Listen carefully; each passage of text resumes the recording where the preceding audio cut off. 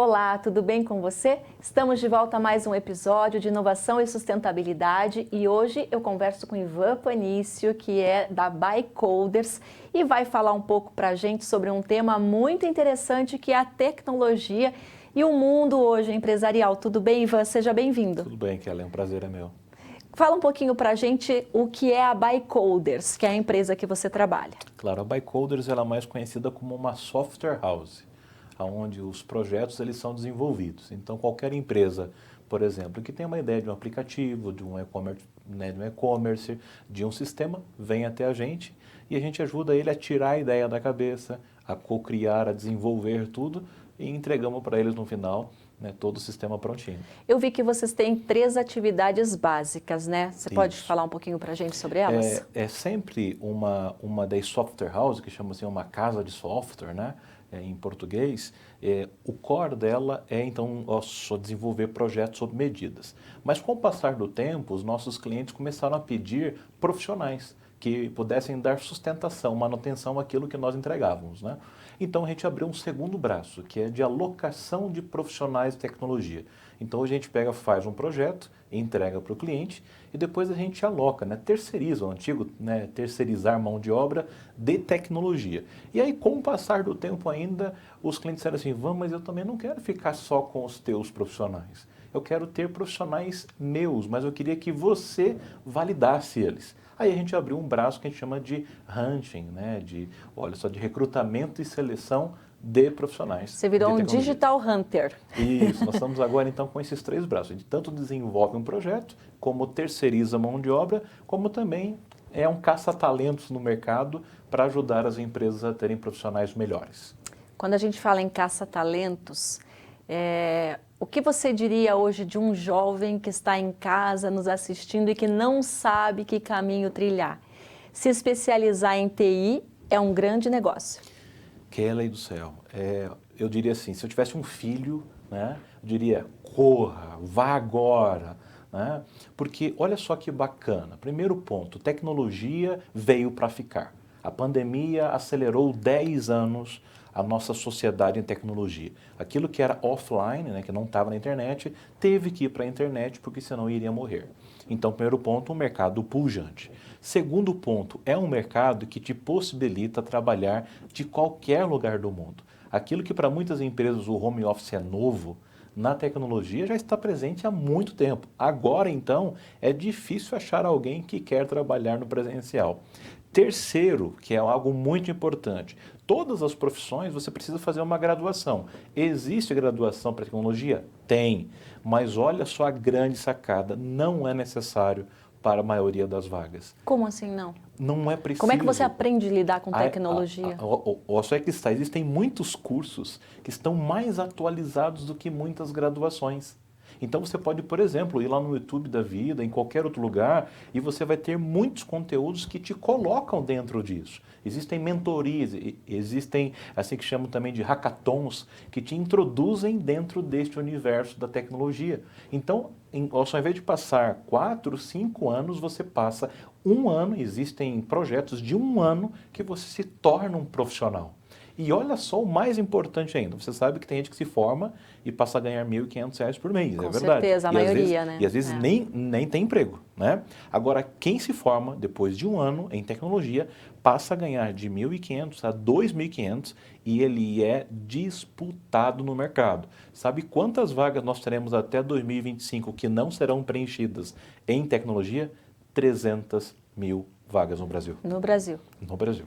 Vou fazer um parênteses aí, você falou em mentoria, é um mercado que também está crescendo, né?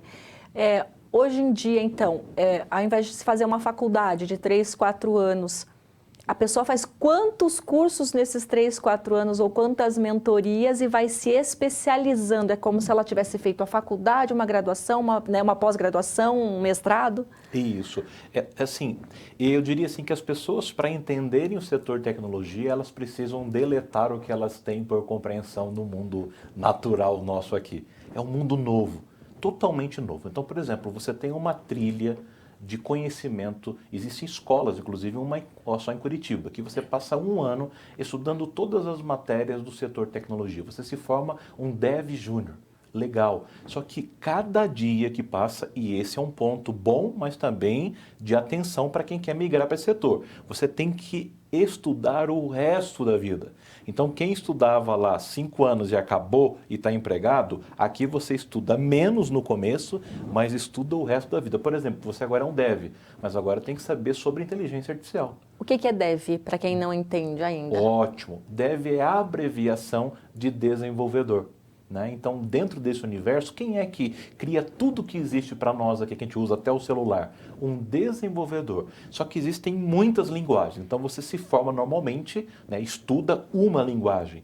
E existem 50 linguagens. Só que depois que você é bom de linguagem, você tem que entender sobre dados, tem que entender sobre integração, tem que entender sobre testes, tem que entender sobre inteligência artificial. Agora veio o tal do metaverso e blockchain. Então você precisa o seguinte, virou um dev júnior, está fazendo bem o básico, vá sempre buscando. Então eu diria assim, que a faculdade é bem mais curta, mas as especializações nunca acabam. Me explica uma coisa, para quem é leigo, a gente está assim, o que é o tal do metaverso? Para quem já estuda tecnologia, está bem mais claro isso ou também é complicado? Olha, até para quem já estuda, eu diria que ainda é algo novo. O que a gente pode dizer, né? Aquele filme Matrix, né, que a gente vê um mundo diferente. É basicamente um mundo no mundo digital. Tá? Então, é uma vida dentro do mundo digital. Aquilo que a gente via em filmes, que era, né, o futuro, está ali. Então, hoje, por exemplo, tem uma igreja em Orlando que já faz cultos dentro do metaverso. E como funciona? Ou seja, as pessoas entram dentro de uma plataforma, né, você coloca fone, você coloca tudo ali e você não aparece com a sua própria face. Você entra dentro deste mundo como um boneco, é como se fosse um The Sims da vida real. Isso. Então, ou seja, você tem ali um bonequinho, que é você, com uma face que você escolhe a cor. Um avatar. Um avatar ótimo e você interage nessa vida. Né? Então, existe muita... por exemplo, vai ser possível, já está sendo possível, fazer entrevista de emprego no metaverso. Né? Você já pode fazer... Muitos jogos estão sendo criados no metaverso. Estão criando, supostamente, o próprio Facebook, né, que agora é Meta, né, está criando um Facebook no metaverso. Então, mas, Ivan, não é uma coisa um pouco perigosa isso da pessoa criar um personagem e mergulhar nele e esquecer a vida real? Eu diria o seguinte, é como uma faca. Né? Isso, eu gosto muito de churrasco e eu coleciono algumas facas. Né? Então a faca para cortar um churrasco é maravilhosa, mas a faca fere. Então o metaverso, ele é muito legal, ele é tecnológico, mas, por exemplo, alguém pode criar uma dupla personalidade. Sim. Exatamente, é isso que eu penso. Inclusive, já começou a ter alguns relâmpagos, tá? Do quê? De ilegalidades dentro do metaverso. E agora estamos tendo que ter advogados especializados em uma lei que não existe dentro do metaverso, porque você pode matar, você pode supostamente ferir, fraudar, né? Fraudar tudo dentro do metaverso. Ou seja, é um outro mundo com novas leis e que nós ainda desconhecemos. Me parece que esse metaverso dá um pouco de medo como a tal da Deep Web, né? Que a pessoa pode fazer tudo o que ela quiser achando que não vai ser descoberta porque ela está por trás de uma máscara, de um personagem, de um avatar, é isso? E foi exatamente isso. Teve como é que dá para controlar isso? Então, dentro do metaverso, recentemente eu li uma entrevista de uma pessoa que foi assediada. Então, ela denunciou. Né? A questão é que a tecnologia avançada, você não consegue mais fazer, salve os big só hackers, né? Você não consegue fazer nada sem deixar rastro. Então, por exemplo, o João entrou ali numa sala de jogos. Existe um rastro. Tem o IPI dele. Exatamente. Então, tem como você encontrar. De novo, né? Salve, assim, dentro do mundo da tecnologia, a palavra nunca ela não é usada. Né? Então, você tem 100% de segurança? Não posso te afirmar. Alguém pode romper. Né? Você tem assim, total vulnerabilidade? Não, tem segurança. Mas então a gente sempre tem que ter esse lado. Porque eu vou ter que te chamar aqui um dia só para a gente falar de metaverso, porque é bem interessante. É bacana. Vamos falar um pouquinho da pandemia, né? Você falou que a pandemia realmente acelerou o mundo digital e foi isso mesmo que aconteceu. Forçosamente, né? Isso. A gente teve que aprender a lidar com tudo digital. Pedir a comida para senhorzinho que não estava acostumado na pandemia teve que aprender a lidar com isso. Quem não tinha conta digital em banco teve que aprender a lidar com isso. Inclusive o Pix chegou aí para colocar a moeda fora de circulação praticamente, né? Exatamente. Eu tenho um pouco de cuidado, eu quero só que registrar as minhas condolências a todos que padeceram com a pandemia, que tiveram seus entes queridos, né? Então fica aqui esse registro. Por um outro lado, para mim que trabalho no setor de tecnologia, foi muito bom. Foi um período bom. Muito bom. Nós avançamos 10 anos de evolução em 3 anos de pandemia. Então, Ivan, a gente teve aqui na TV um programa chamado Debates Covid-19, onde eu entrevistava inúmeros médicos do mundo todo, até médicos de Harvard passaram por aqui. Mas eu sempre disse para eles, a pandemia, ela tem a dor, ela tem o sofrimento, ela tem a morte, ela tem tudo que é de ruim, mas ela também trouxe muita evolução. E ela trouxe, inclusive, eu acho, uma evolução do ser humano, que a gente diz evolução, mas na verdade ele está voltando um pouco atrás para ser um pouco mais humano, né? Criar empatia, sair do automático. Então ela também teve o lado positivo. Teve. Então, assim, a gente viu que, né, assim como tem muita gente que perdeu o emprego, também muitas vagas abriram, novas. Então, hoje você tem atendentes de WhatsApp. Você não tinha atendentes de WhatsApp. Né? Você tem muitas pessoas trabalhando no back-office, né? Onde não aparece para que aquela tecnologia aconteça. Por exemplo, esses grandes marketplaces, para não dizer nomes aqui, né, e e-commerce, eles migraram muita coisa para a internet. Então, facilitou a compra, facilitou o processo de pagamento, facilitou muito... Melhoraram o atendimento, né? Então, existia um preconceito da compra online, né? Existia um medo, um medo de não chegar e tal. Então, essas grandes empresas evoluíram muito. Né? Mas ainda tem muito para evoluir. Então, eu diria assim, Ivan, num balanço, na perspectiva tecnológica, a pandemia foi boa ou ruim? Foi boa, tá? Foi boa. Então, a gente avançou muito. E lembrando que o Brasil, né, é um dos países mais digitalizados do mundo, em quantidade e tal.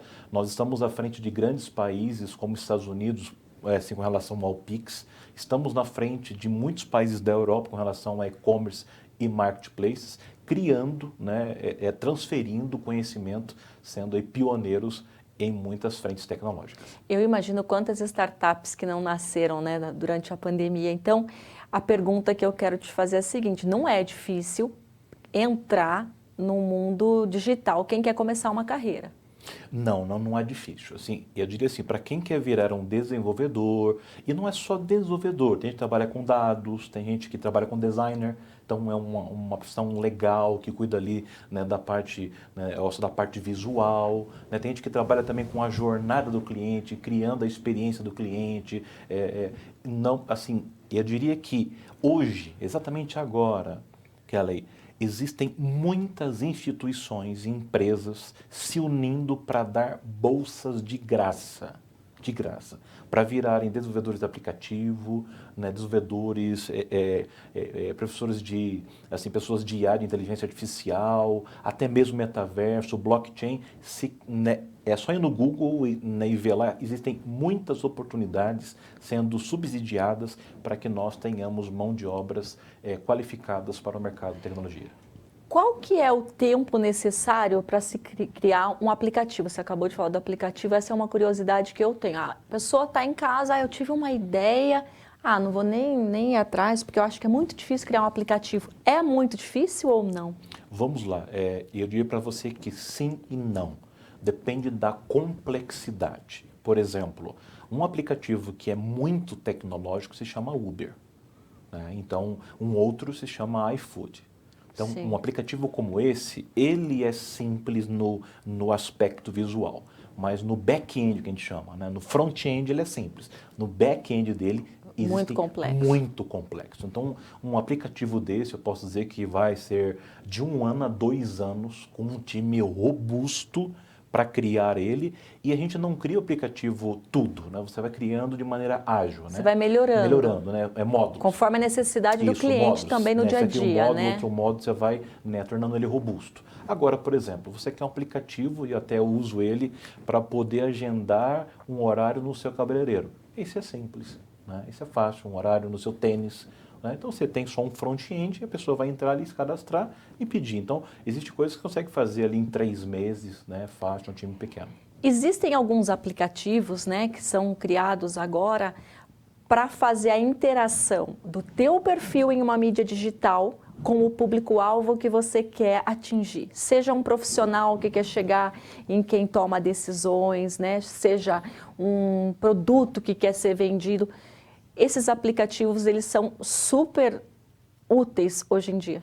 São muito úteis, né? Porque eles fazem conexões, né?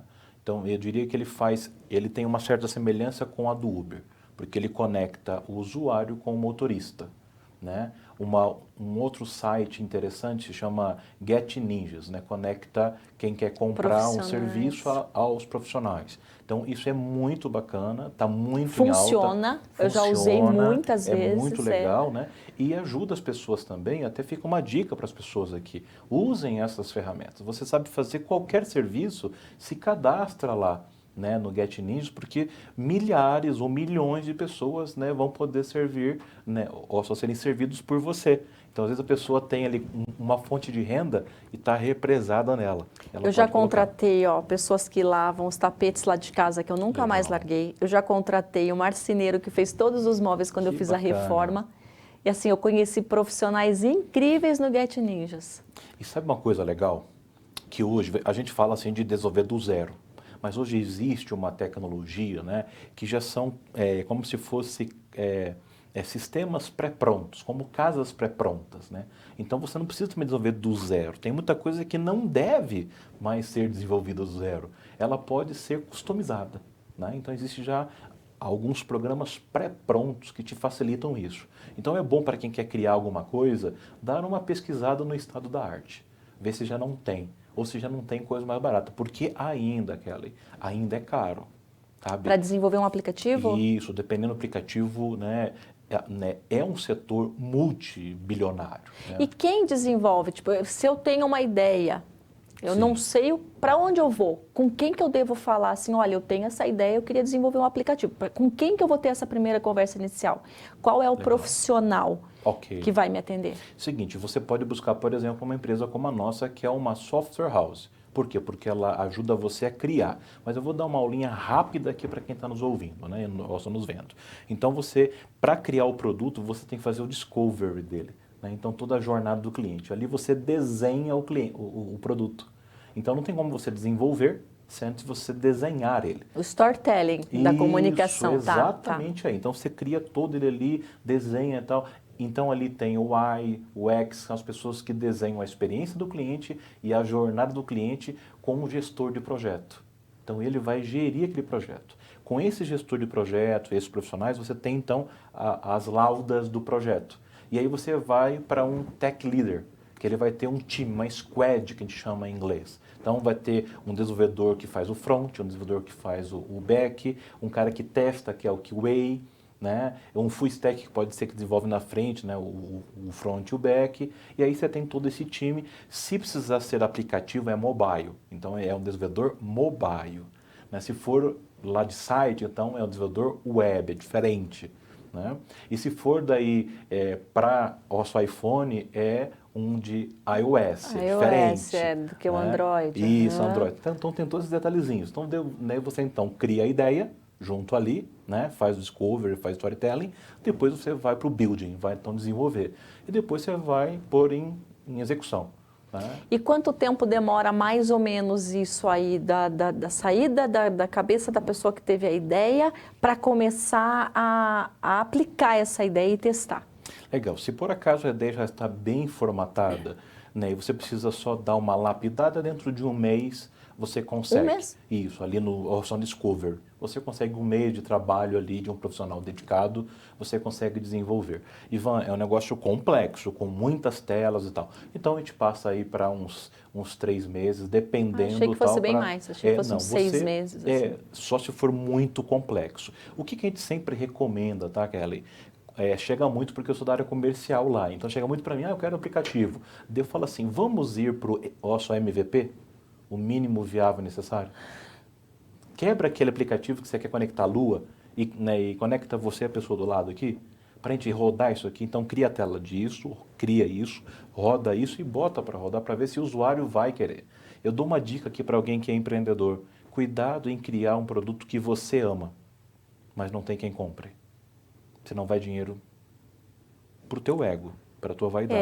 É como se perigoso. fosse daí criação do professor Ludovico, né? Ele faz aquilo que ele tem paixão, mas que Isso. ninguém entende, né? Que E ninguém esse é um quer. perigo. Tem pessoas que são maravilhosas, mas elas criam algo que elas gostariam de comprar. Isso não é verdade no mercado. Cria, às vezes você vai, assim, desgostar a você mesmo. Mas o importante é agradar o cliente. Então, comece pelo MVP. A gente está agora com um projeto que vai demorar 2 anos para uma empresa de Curitiba e eu não posso dizer. A gente falou isso, vamos fazer o discovery do básico. E depois a gente faz o seguinte, a gente cria de maneira que você possa ir colocando módulos novos. E vai atualizando. E pronto, existe tecnologia para isso. Não é mais como era antigamente, que você fazia algo, né, começava a fazer algo e só daqui 1 ano você ia entregar. Não, a tecnologia ágil é o quê? Eu te entrego a cada 15 dias uma parte. Eu vou fazer uma analogia aí. É como se você criasse um aplicativo com o formato do Lego que você pudesse ir encaixando peças depois. Você trouxe a melhor ilustração possível. Para quem está nos ouvindo, é exatamente o Lego. Porque né, é uma coisa que é infinita, né? Exatamente. Você vai só acoplando, aí o caixa, o dinheiro, você vai ganhando com o tempo e cria o básico, coloca para o cliente usar, ele paga R$1 por enquanto, daqui a pouco ele vai pagar 100 lá na frente quando toda a jornada estiver pronta. Dá para ficar rico nessa área? Tem muita gente. Tem, né? Tem. Eu digo para você que hoje o setor de tecnologia paga melhor do que a maioria dos outros setores. Eu imagino. Você sabe que um jovem de 20 e poucos anos, que já tem 6 anos de experiência nesse setor, ele hoje está ganhando, se ele for muito bom, R$15 mil trabalhando de casa. Que maravilha. Um setor, um valor interessante para uma realidade brasileira. Fala um pouquinho para a gente da empresa de vocês, da Bycoders, pelo mundo, que eu sei que ela já saiu do Brasil. Isso, a nossa empresa, ela não é uma startup, mas ela tem a cultura startupeira, né? A gente cresceu junto, os nossos founders, Vanildo Prates, ele já teve uma startup de tecnologia, então muito experiente no mercado. O outro sócio fundador também já teve vários CNPJs, então eles criaram a empresa e, para você ter uma ideia, em 2021 nós crescemos 3 vezes. Dobramos de tamanho 3 vezes. E aí a gente já vinha namorando a Europa. A gente já vinha porque a Europa está muito carente. E a gente pensava, puxa, se no Brasil é bom, pensa só ganhar em euro, né? Então a gente já vinha sondando e então o que nós fizemos? A gente tem muito lá a cultura do não óbvio. Não vamos para o óbvio. E a gente começou a sondar países e tal, e encontramos uma sócia portuguesa. Ela tinha um ótimo relacionamento no país. Ela trabalhava só em Câmara, né, só de Comércio, e a gente foi então em novembro de 2021 para Portugal, num dos maiores eventos de tecnologia do mundo, que é o Web Summit, e nessa viagem nós inauguramos a Bycoders Europe. Como que está a tecnologia em Portugal com relação ao Brasil? Está equiparado ou está um pouco atrás, um pouco à frente? Como é que é? Na verdade, eles estão em média de 5 a 10 anos atrasados. Atrás. Por isso que eles estão tão famintos pelos nossos profissionais. Por isso que a Bycoders está sendo tão bem recebida e do nosso quartel de Portugal já estamos atendendo a Alemanha, Espanha, né, e também Portugal. E nós temos devs na Alemanha, na Espanha, Portugal e a gente foi de novo, não para o óbvio, para Angola. A gente está dando oportunidade para muitos devs que estão se esforçando muito na Angola para trabalhar de maneira remota e ganhando salários do Brasil, que para eles lá é o dobro do que eles ganham. Então hoje a gente tem a alegria de ter culturas múltiplas dentro da própria empresa, atendendo do Brasil vários países do mundo. E eles ficam trabalhando aqui, atendendo os países lá de fora. os brasileiros aqui, mas quem é da Angola está na Angola, quem é da Espanha Sim, está na cada Espanha. um no seu... Cada um, e a gente trabalha muito bem com a time zone. Outra coisa bacana numa tecnologia, você não ganha exatamente pela hora que você trabalha, por mais que isso tenha que ter um pouco de registro.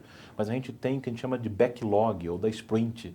É aquilo que você entrega, você é pago para gerar resultados. Produção. Tá. Produção, não tem uma câmera, ele está trabalhando. Não, isso não existe no mundo da tecnologia. Nós estamos anos-luz na frente de muitas outras regras de trabalho do mundo. Isso eu acho maravilhoso, porque às vezes a pessoa, ela tem até o ócio criativo, né? A pessoa pensa que não está trabalhando, mas está ali... Você está tomando um café com alguém, você tem uma ideia brilhante sobre o teu trabalho, né? E no mundo da tecnologia você precisa disso. Até porque é o seguinte, muitas pessoas acham, puxa, então que bacana, Ivan, então eu vou trabalhar de casa, eu vou trabalhar por produção, não tem horário, sim, a gente é flexível. Só que exige muito de você. Precisa de resultado. Muito. E tem uma coisa, você ficar 8 horas na frente de uma tela do computador, e às vezes tem dias que precisa mais, isso também pode adoecer. Sim. Então a gente tem muito cuidado, a gente tem muitas dinâmicas, a gente tem o auxílio educação, auxílio saúde, auxílio um montão de coisas para a pessoa sempre estar em atividade, cuidando do físico e do mental, porque senão também a pessoa, além de ir embora, ela adoece e para a gente isso não é saudável. Não. Vamos falar de um outro assunto bem importante com relação à tecnologia, a segurança. Segurança. Esse é um assunto importante e relevante ao extremo, né? Se por um lado a gente falou que a pandemia acelerou muito o digital, a gente também entende então que tem muita gente que migrou para o digital, mas que desconhece os princípios básicos de segurança. Né? E eu diria que muita gente entrou no digital para cometer fraudes. Exatamente. Para se aproveitar de quem não está acostumado com esse ambiente virtual. A gente pode começar falando do básico, né? Quantas pessoas aqui não cuidam bem da sua senha? O básico, da tua rede social, do teu e-mail. Ou colocam a senha mais óbvia do mundo, a tua data de nascimento. Teu nome e tua data de nascimento. Pronto, isso aí é um grande risco, né? Então, você precisa começar do cuidado logo nesse início, de pôr, né, uma senha que seja boa. E agora, vários aplicativos e sites estão dando para você o acesso com dupla conferência. Dupla conferência, né? Então, tem banco que coloca face, coloca o documento, você coloca uma senha, vem um token e você... E a gente, eu mesmo, o Ivan, eu falei, puxa, mas que inconveniência esse negócio. Vai abrir o chato. WhatsApp em 2 etapas. Nossa, que chato cada vez que eu vou abrir. Mas quantas fraudes são feitas com o WhatsApp? É muito importante. Agora vamos lá, isso para quem é usuário. Então cuidado a senha que você coloca por aí. Porque se ele acha uma senha sua, ele pode testar todo o outro, existe software disso, e ele acessa em tudo. Por exemplo, a gente que entra no Google... E aí usa a mesma senha do Google para o resto. Para o banco, para tudo. E aí, se o hacker pegou, vai embora. É claro que hacker vai estar mais preocupado em pegar quem é milionário, né? Então, banco, empresas que tal. Mas vamos lá, para empresas, né? Com o digital, ela precisa abrir acesso para muitas pessoas. Né, em muitos lugares no caso do Brasil e do mundo. Então, tem que ter ali um gerenciamento de acesso. Saber quando abrir e gerenciar e saber também quando fechar. E eu trabalhei em empresas já que abrem e esquecem de fechar. O fulano vai embora e fica, né, aberto aquele acesso. Isso pode entrar e levar tudo. Outra coisa, você dá acesso a alguém e ele tem um computador plugado. E você precisa também pôr restrições. Ele pode baixar tudo para a máquina dele? Puxa, então até no meu computador de casa, eu costumo assim... logar meu e-mail e deixar meses aberto, porque eu não desligo o computador. É que está. Se o teu vizinho for suficientemente inteligente para poder hackear o teu Wi-Fi, ele está não tendo acesso só a tudo que você tem, como pode estar te espionando pela câmera. Mesmo? Sim. Um exemplo, sabe quem está nos espionando o tempo todo? O Google. O Google, imagina. Você já teve... Facebook, né? Já teve conversando, de repente o teu celular está aberto e o Google sobe ali e fala... Você fala uma palavra e ele está pesquisando? Comprar uma bota, daqui a pouco começa a aparecer bota. Isso aí eu descobri uma ferramenta do Facebook que você tem que ir lá e desativar, né? Exatamente. Então, nós estamos sendo vigiados o tempo todo. por câmeras que estão o tempo todo por aí, mas o Facebook principalmente, o Google, e existe uma ferramenta do Google, não lembro agora o nome, mas que ele está o tempo todo mapeando tudo que você faz, onde você está, com quem você fala, as pessoas que, ou só que está perto, os likes que você dá, ele constrói a tua persona. E ele te oferece aquilo que é importante para você. Então, as pessoas aqui, cuidado com o seu Wi-Fi. Não coloque de novo uma senha qualquer. Além de você estar tendo um gato ali no teu Wi-Fi, a criança está jogando um joguinho lá e está acabando com a com a tua rede, você está expondo todos os teus conteúdos. Outra coisa, cuidado com fotos íntimas, documentos. Tem gente, não, eu vou pôr aqui, Não vai acontecer nada. cuidado, porque isso, uma vez posto Isso na acontece internet, muito, né? nunca mais você tira. Você pode apagar ali, mas ficou. Isso sem falar que você falou, da Deep Web, que é um mundo onde não é visto pela maioria, e tem a Dark Web. A Dark Web é a parte pior, onde mais lá pesada. Acontece mesmo os tráficos, as mortes, tudo, os tramas, as coisas mais pesadas. É claro que a maioria das pessoas não sabe acessar. Mas quem é bom de acessar, vai acessar o teu Wi-Fi, o teu celular, vai saber conversas, tudo. E hoje tem aplicativos que eles instalam, de forma remota e tem acesso ao teu WhatsApp, sabe tudo que você está falando. Então, cuidado de falar senha, escrever senha pelo WhatsApp, pelo e-mail. Enfim, gente. Tem gente que manda foto do cartão de crédito, né? Isso é perigosíssimo, né? E ainda manda depois, o código de validade está aqui, Sim, frente e verso e tal, né? Depois vai ser roubado, né? E para evitar isso, hoje a gente tem os bancos digitais que eles te dão um cartão de crédito, um número de crédito só para uma compra virtual. Isso é a melhor coisa do mundo. Para aquela compra online. Isso é a melhor coisa do mundo, né? Então, mas assim, existe formas de nos precaver. Mas é importante dizer que tem muita gente que está desinformada. E agora existe uma lei também, uma lei que a lei se chama LGPD, que regulamenta que as pessoas também não podem sair por aí pegando os nossos dados, Lei Geral de Proteção de Dados, isso, e inclusive aquela encheção de saco de ficarem te ligando, mandando e-mail, se você não liberou o telefone e não liberou o e-mail, e alguns até têm acesso aos bancos de informações. Vive chegando mensagem no meu WhatsApp oferecendo produtos, eu falo, mas eu não passei por perto, eu não me inscrevi, eu já vou lá, bloqueio, não me inscrevi. O que acontece quando eu clico nisso, não me inscrevi? Essa empresa, ela é notificada? Ela é notificada para tirar você, só que tem uma coisa, tá? O que muita gente não sabe. Sabe os termos que a gente normalmente tem um botãozinho para você clicar para ler tudo e que a gente não lê, porque é um montão de letrinha pequena, a gente clica.